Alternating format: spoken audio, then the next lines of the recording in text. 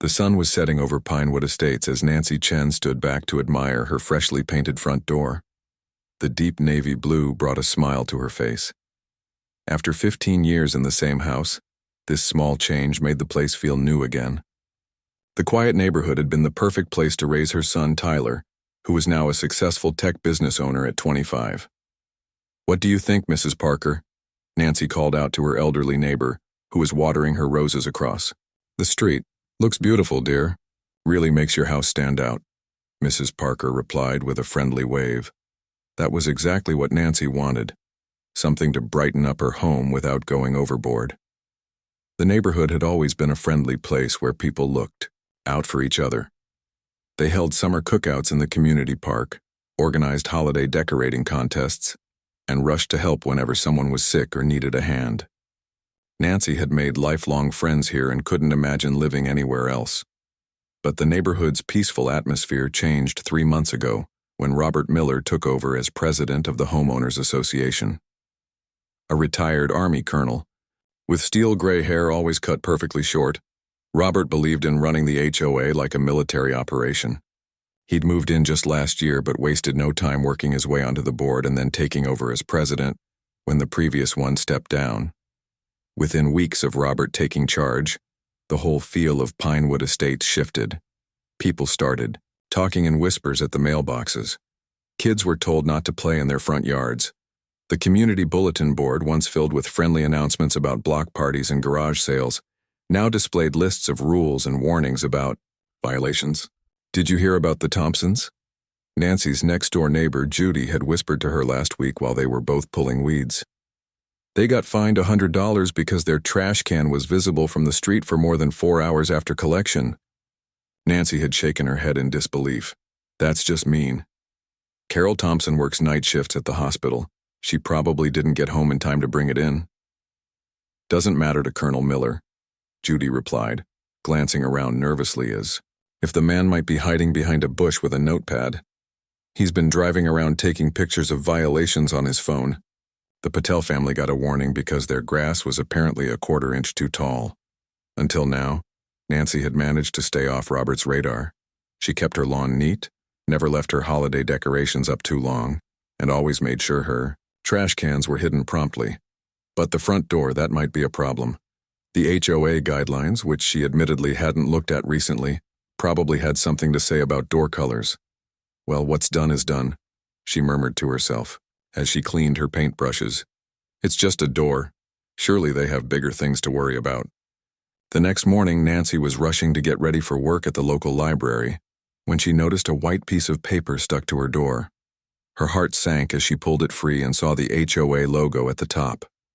"Notice of violation," the paper declared, in bold letters. "Property at 724 Pinewood Lane has been found in violation of Homeowners Association Covenant Section 12B. Exterior modifications. Unapproved color change to front entrance door. Homeowner must return door to approved color selection, see attached color chart, within 72 hours or face daily fines of $50. The notice was signed with Robert Miller's perfect penmanship, complete with his title, HOA President and Covenant Enforcement Officer. "You have got to be kidding me," Nancy said out loud, crumpling the paper slightly in her grip. "I've lived here since before there even was an HOA." She was still fuming when she arrived at work, where her co-worker Diane noticed her mood immediately. "Rough morning?" Diane asked as they sorted returned books. "It's this new HOA president," Nancy explained. "He left me a violation notice because I painted my front door blue." "Blue? That's it?" Diane raised her eyebrows. "What are the approved colors? Beige, off-white, and eggshell?" "Close." "Pinewood tan or forest green," Nancy mimicked, making quotation marks with her fingers. "I'm supposed to repaint it within 3 days or pay daily fines. That's ridiculous. What are you going to do?" Nancy sighed, sliding a children's book onto the shelf. "I don't know. Fight it, I guess. I really love the blue. It reminds me of the lake house my family used to visit when I was a kid." Throughout the day, Nancy thought about her options. She could give in and repaint the door one of the approved colors. That would be the easiest solution. but something about being ordered to change her own front door rubbed her the wrong way. This was her home, paid for with her hard-earned money. Shouldn't she have some say in what it looked like? By the time she got home, Nancy had made up her mind. She would talk to Robert Miller directly, explain her attachment to the blue color, and ask for an exception. Surely a reasonable conversation between neighbors could sort this out. As she pulled into her driveway, Nancy spotted Robert across the street, clipboard in hand, measuring the height of the Johnsons' mailbox with a tape measure. His face was set in a frown of concentration, and he was making notes as he went. Nancy took a deep breath. Better to get this over with, she told herself, walking across the street. Mr. Miller? Do you have a minute to talk about this violation? Notice? Robert turned, his expression unchanging. Mrs. Chen, I assume you're planning to repaint that door? Actually, I was hoping we could discuss a possible exception. The blue really means a lot to me, and exceptions undermine the entire system. Robert cut her off, his voice clipped and formal. The guidelines exist to maintain property values and community standards. Your door stands out in a way that disrupts the visual harmony of the street. But Mr. Miller, I've lived here for 15 years. Surely that counts for something. And Mrs. Parker across the street even said she likes it. What Mrs. Parker likes is irrelevant. The board has established guidelines and everyone must follow them. No exceptions. He checked his watch. You have 65 hours remaining to correct the violation before fines begin. As Robert walked away, Nancy felt her face grow hot with anger and embarrassment. This wasn't just about a door anymore. This was about being bullied in her own neighborhood. This isn't over, she whispered to herself, watching Robert march down the street to find his next target. Little did she know, this was just the beginning of her battle with the HOA. This isn't over, she whispered to herself, watching Robert march down the street to find his next target. Little did she know, this was just the beginning of her battle with the HOA. The next day, Nancy sat at her kitchen table surrounded by papers. The HOA rulebook, all 78 pages of it, lay open beside her laptop as she typed up a formal request for a color variance. She'd spent her lunch break researching how to fight unreasonable HOA demands, and one website suggested starting with official channels before taking more drastic steps. Let's see if we can solve this the nice way first, she muttered to herself as she printed out her letter. The request was polite but firm, explaining her long-standing residence in the community and her personal connection to the blue color. Nancy didn't stop there. During her evening walks around the neighborhood, she talked to anyone willing to listen about her situation. To her surprise, many neighbors shared their own stories of run-ins with Robert Miller and the new HOA regime. He sent me a warning, because my roses were growing too close to the sidewalk, said Mrs. Parker, shaking her head. Been growing those roses for 20 years. We got a notice because our kids' bicycles were visible in our carport, added the Patel family from down the street. Where are they supposed to keep them? In their bedrooms? By the end of the week, Nancy had collected 32 signatures from neighbors who supported her blue door and felt the HOA was becoming too restrictive. She also took photos of 3 other houses in the community with non-standard door colors that somehow hadn't received violation notices. Armed with her petition and evidence, Nancy submitted everything to the HOA's monthly meeting. Robert sat at the head of the table, flanked by 4 other board members who barely spoke. As Nancy made her case, she noticed how Robert's jaw tightened and his knuckles whitened around his pen. "Thank you for your submission, Mrs. Chen," he said when she finished. "The board will review your request and respond within 14 business days." Sure enough, exactly 14 business days later, a letter arrived in Nancy's mailbox. The board had unanimously denied her request for a color variance. The letter cited community aesthetic standards and precedent concerns as reasons for denial. Precedent concerns? What does that even mean? Nancy asked Judy over their backyard fence. If they let me keep my door blue, everyone will want a blue door? Heaven forbid we have some color in this neighborhood, Judy replied, rolling her eyes. Robert probably has nightmares about pink flamingos and garden gnomes.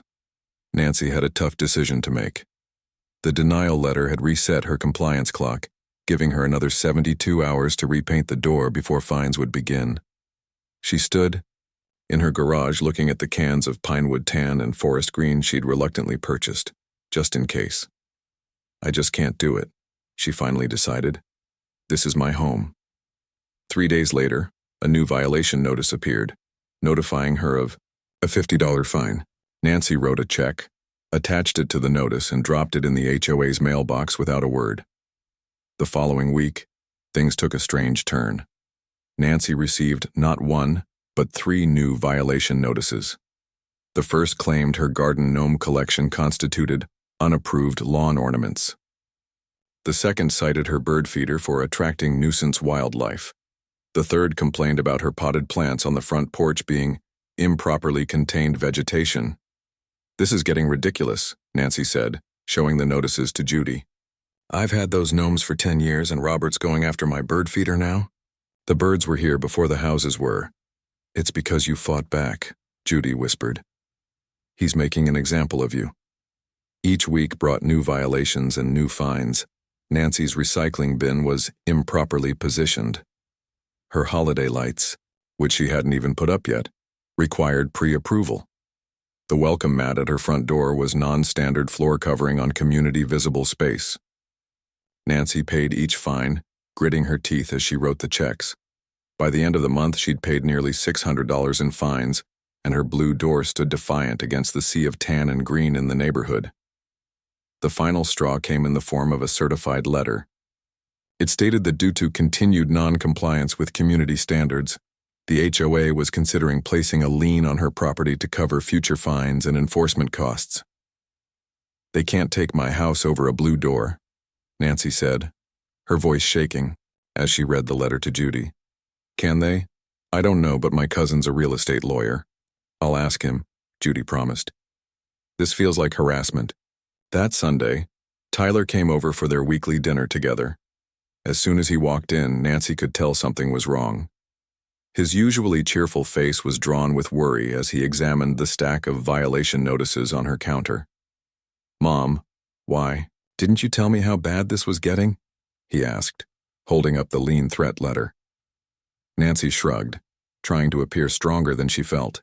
"I didn't want to bother you with neighborhood drama. You've got enough on your plate with your business." Tyler shook his head, looking more like the determined little boy she'd raised than the successful businessman he'd become. "This isn't neighborhood drama, Mom. This is harassment. You need to fight back properly." Nancy sighed, pushing her food around her plate. "Maybe I should just paint the door and be done with it. I'm tired of fighting."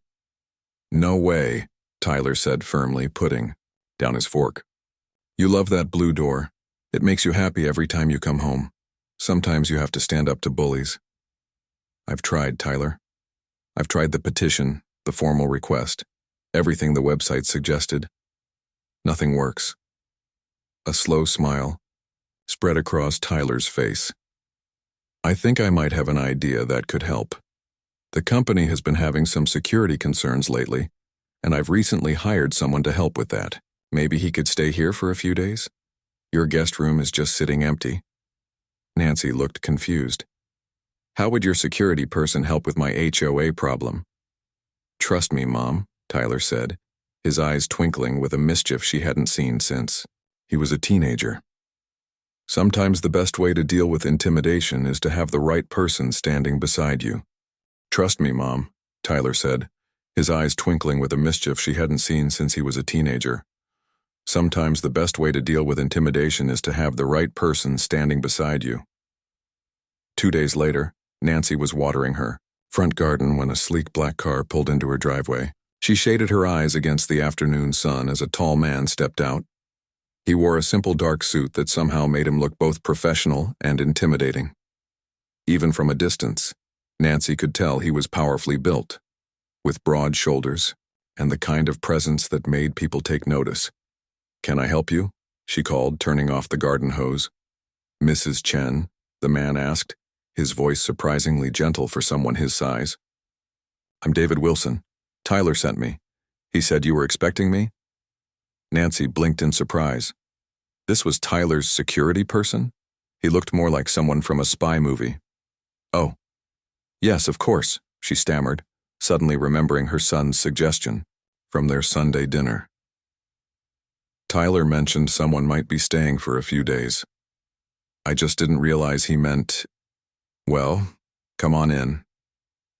As they walked to the front door, the famous blue door that had started all this trouble, Nancy noticed Mrs. Parker watching curiously from across the street.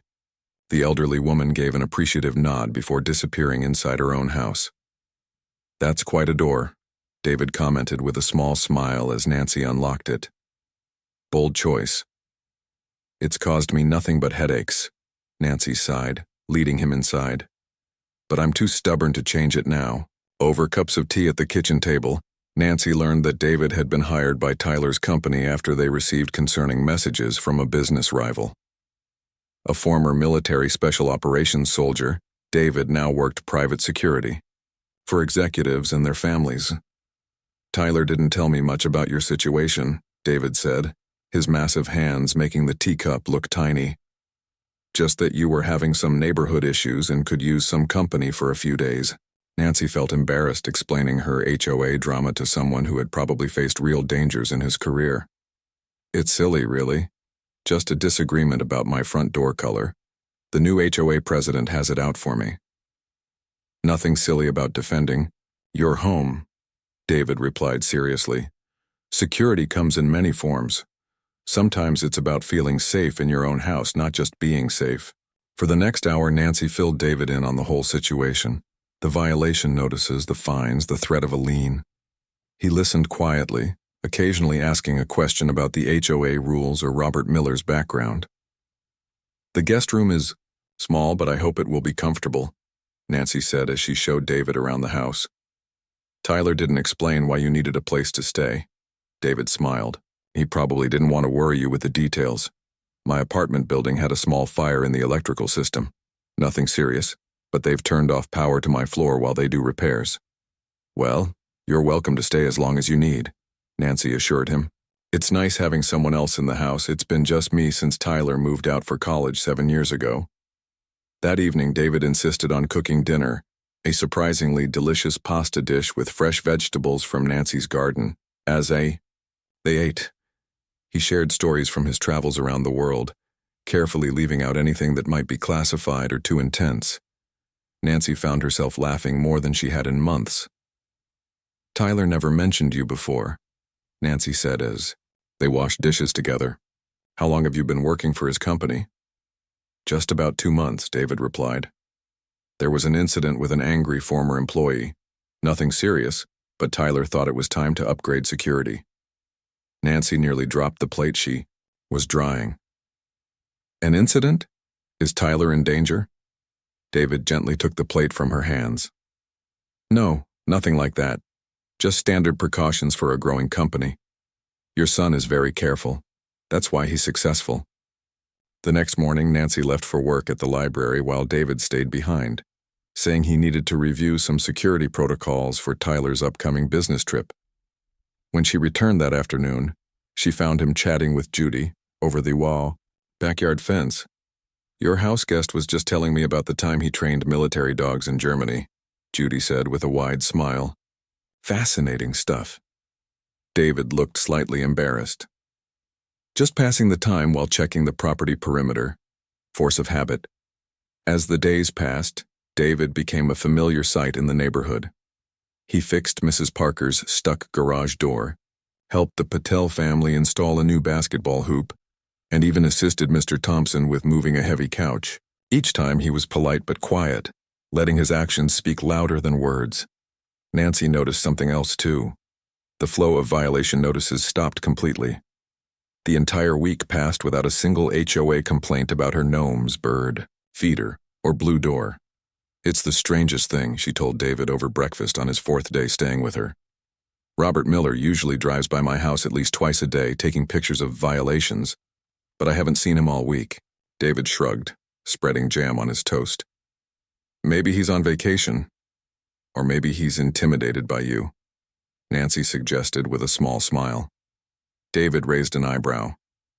"Me? I'm just a house guest helping with a few chores. But they both knew there was more to it than that. David's presence, his calm, watchful demeanor and impressive physical stature, had changed the dynamic of the neighborhood. People walked a little straighter when he was around. Children looked at him with wide-eyed admiration. And Robert Miller, who had been so eager to confront Nancy about her blue door, was suddenly nowhere to be seen. That evening, while they were watching an old movie in the living room, Tyler called to check in. "How's everything going, Mom?" he asked. Nancy could hear the hope in his voice. "Surprisingly well," she admitted, glancing at David, who was pretending not to listen. "Your friend has been a wonderful guest. And strangely enough, all my HOA troubles seem to have disappeared." Tyler laughed. "Funny how that works, isn't it? Is David taking good care of you?" "I think it might be the other way around," Nancy replied, watching as David tried to hide his smile. "But yes, everything's fine, though I'm still not sure why you thought I needed security for an HOA dispute." "Sometimes the best solutions aren't obvious at first," Tyler said cryptically. "Trust me on this one, Mom."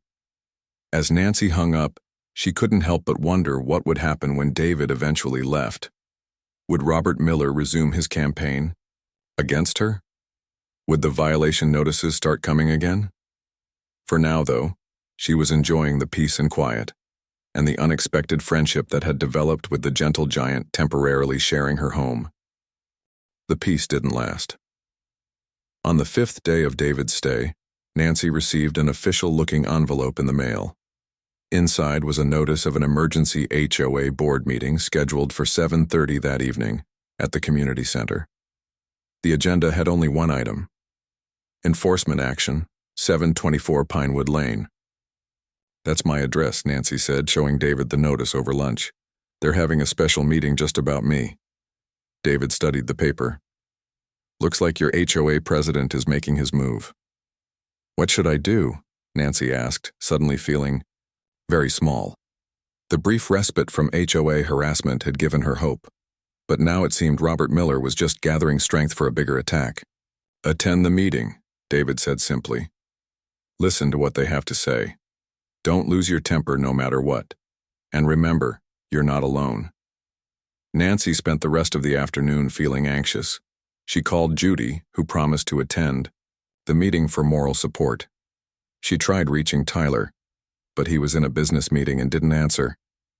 As 7:30 approached, Nancy felt her stomach tying itself in knots. "Maybe I should just paint the door," she said weakly as she and David prepared to leave for the meeting. "Is a blue door really worth all this trouble?" David put his large hand gently on her shoulder. "This stopped being about the door a long time ago, Mrs. Chen. This is about your right to feel at home in your own house. Sometimes small battles are worth fighting because they're about bigger principles." The community center was unusually crowded for an HOA meeting. Word had spread about the emergency session, and many neighbors had shown up out of curiosity or support. Nancy saw Mrs. Parker, the Patels, and at least a dozen other families she'd known for years. Judy waved from a seat near the front, which she'd saved for Nancy. David quietly took a position at the back of the room, leaning against the wall with his arms crossed. Even without trying, he commanded attention, and several people glanced nervously in his direction. At exactly 7:30, Robert Miller strode into the room, followed by the 4 other board members. They took their seats at the front table, and Robert tapped his gavel for silence. "This emergency session of the Pinewood Estates Homeowners Association is now in session," he announced, his voice crisp and official. "We're here to discuss ongoing violations at 724 Pinewood Lane and to vote on enforcement actions." For the next 15 minutes, Robert presented what he called a pattern of willful non-compliance by Nancy Chen. He showed photographs of her blue door, garden gnomes, bird, feeder, and even close-ups of her grass height with a ruler for scale. As he spoke, his voice grew more animated, his face flushed with the righteousness of his cause. "Despite multiple notices and fines, the homeowner has refused to comply with our community standards," Robert concluded. "The board recommends proceeding with a property lien and, if necessary, beginning the process of foreclosure proceedings. A shocked murmur ran through the crowd. Foreclosure? Over a blue door and some garden gnomes? That's ridiculous, someone called from the back. You can't take someone's house for something so small, added another voice. Robert banged his gavel. Order, please. This is a board matter, not a general discussion. Nancy's hands were shaking as she raised them. Don't I get to speak in my own defense? Robert frowned but nodded stiffly. You have 3 minutes, Mrs. Chen. Nancy stood, feeling everyone's eyes on her.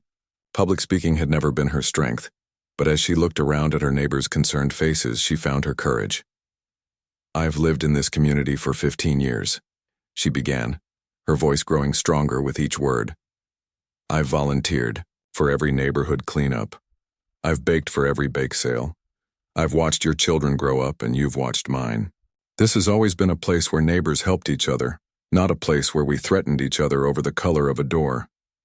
She took a deep breath before continuing.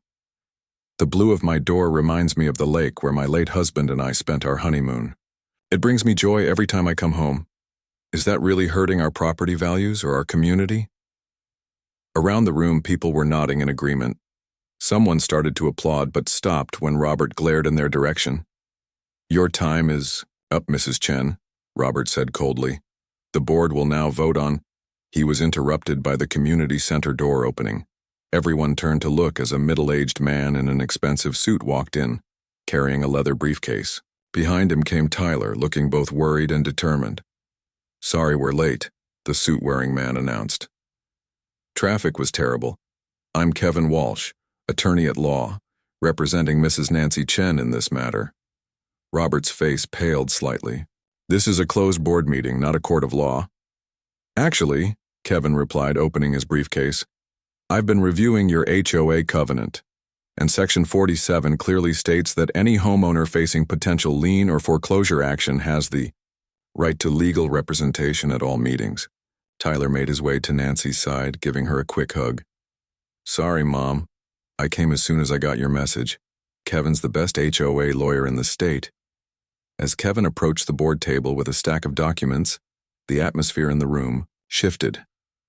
Robert Miller, who had seemed so imposing minutes before, now looked uncertain.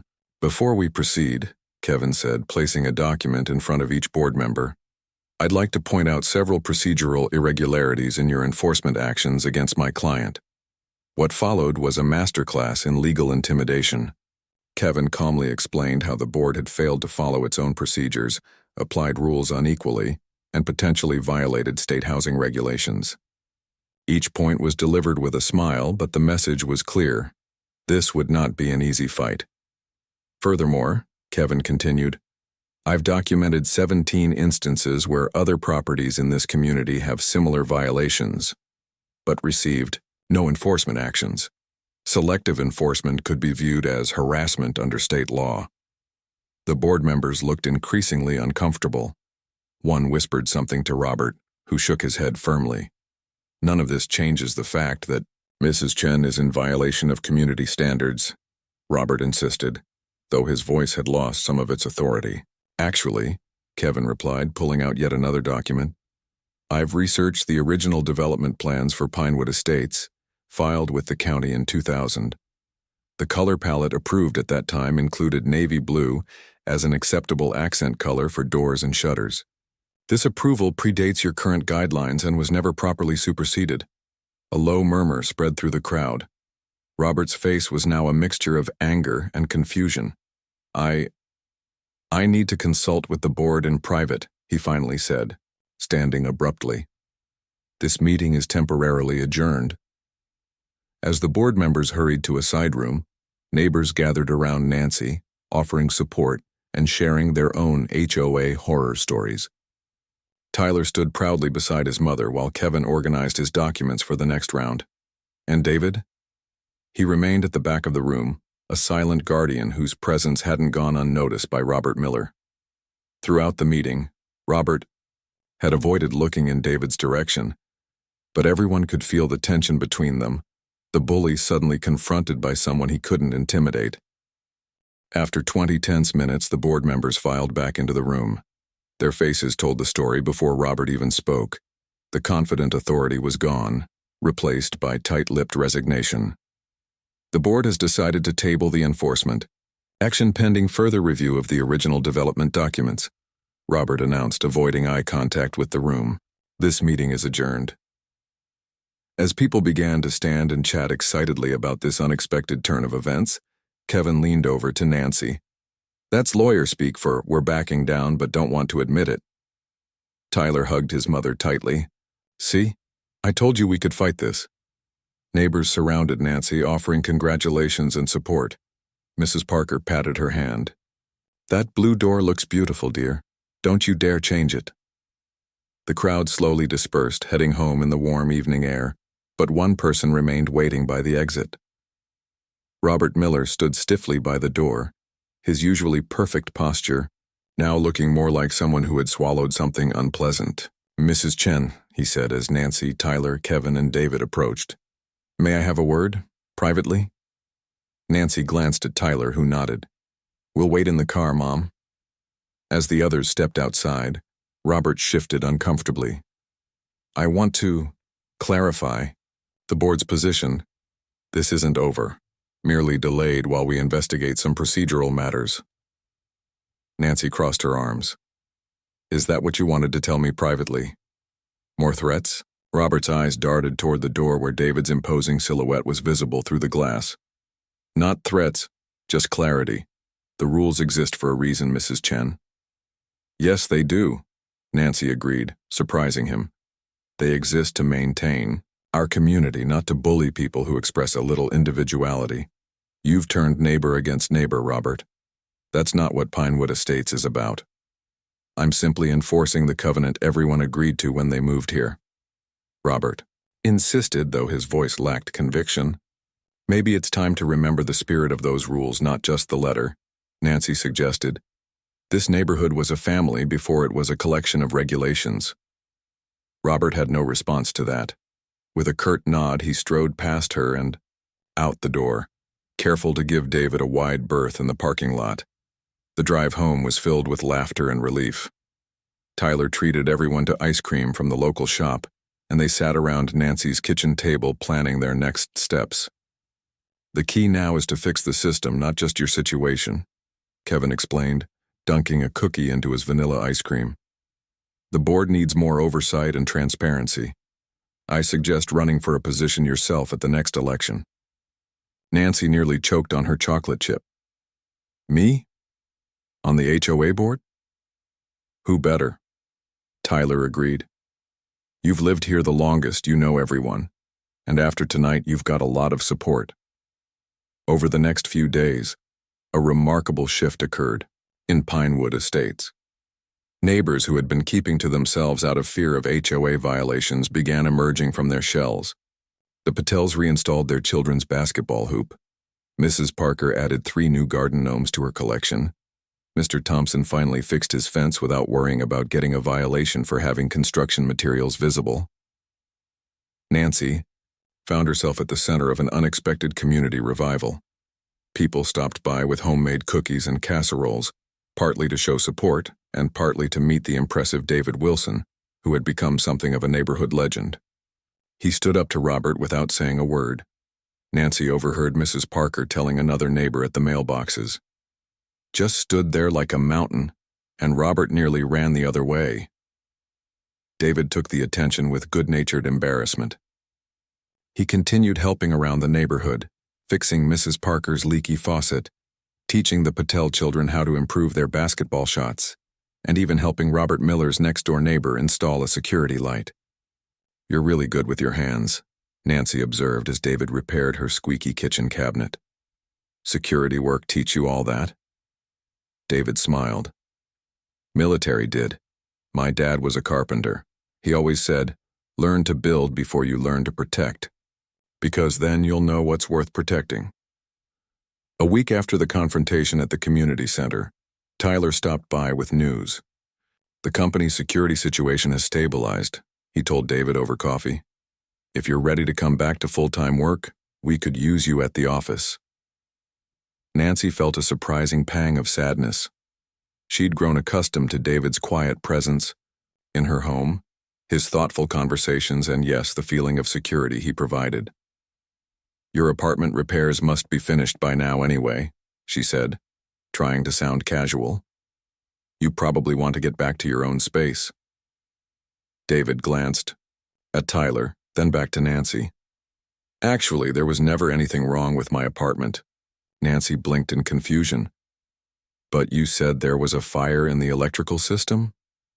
Tyler had the good grace to look sheepish. "That was my idea, Mom.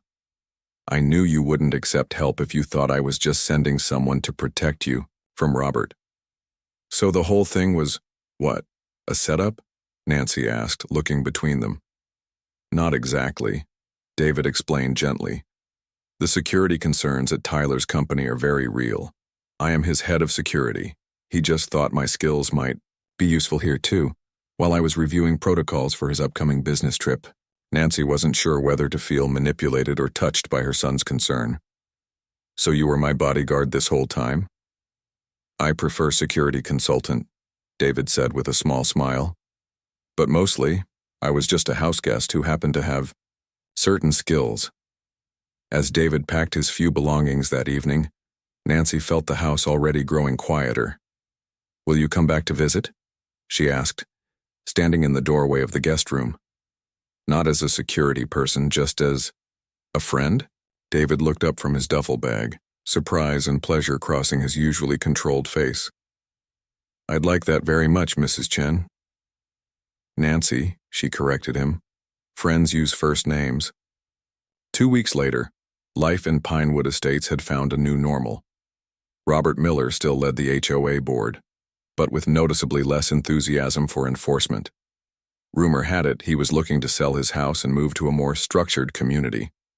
Nancy had submitted her name for the next board election, along with Judy and Mr. Patel. Their platform was simple, a neighborhood that balanced standards with compassion and community spirit. The blue door remained, now a symbol of standing up to unreasonable demands. Nancy had even added a small plaque beside it that read, "Home is where you can be yourself." Sunday dinners with Tyler became a regular tradition again, and every few weeks David would join them, bringing dessert and stories from his travels. He never again needed to stand silently intimidating anyone on Nancy's behalf, but his friendship remained a reminder that sometimes the right person at the right time can change everything. "You know what I learned from all this?" Nancy said, one evening as they sat on her porch watching fireflies blink in the summer darkness. "It's not about having a bodyguard or a lawyer or even a son who cares enough to send them. It's about remembering that we're all stronger when we stand together." David nodded, his usually serious face relaxed into a smile. The best security isn't about intimidation. It's about community. And in Pinewood Estates, that lesson had finally been learned, all because of a blue door and the unexpected ally who answered it. The end.